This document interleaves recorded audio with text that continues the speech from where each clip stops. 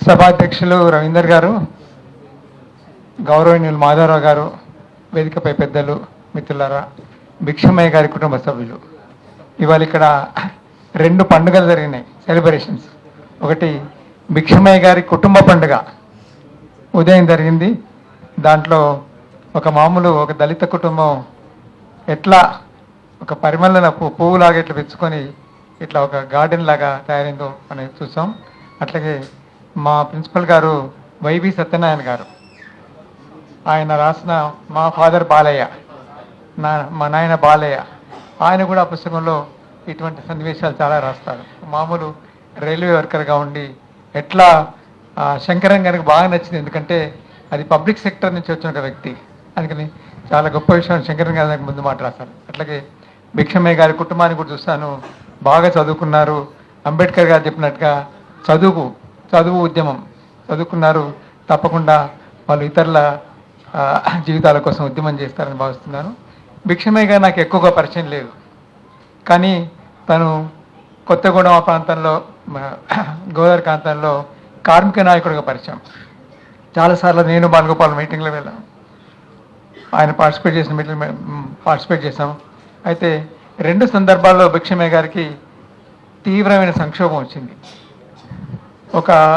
ఒక సంక్షోభంలో తన చాలా ఇబ్బంది పడ్డాడు, ఒక జీవిత సంక్షోభం.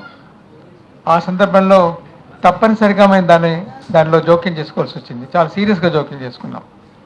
తను పనిచేస్తున్న ఒక రాజకీయ పార్టీకి భిన్నంగా ఆ ప్రాంతంలో పనిచేస్తున్న రాజకీయ పార్టీ భిక్షమయ్య మీద రకరకాల ఆరోపణలు చేసి కొంత ఇబ్బందులు పెట్టి చాలా సీరియస్గా చంపుతామనే వార్నింగ్ కూడా ఇచ్చినారు. దాంతో మేము అంటే శంకరన్ గారి సలహాతోటి ఆరగోపాల్ నరసింహారెడ్డి బాలగోపాల్ సలహాతో మేము జోక్యం చేసుకొని కొంత ఆ సంక్షోభాన్ని నుంచి బయటపడేసినాం.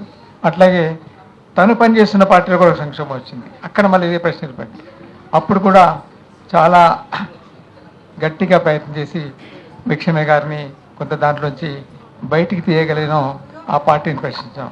అట్లా భిక్షమయ్య గారు నాకు అప్పటి నుంచి పరిచయం. చాలా నిబద్ధత గల మనిషి.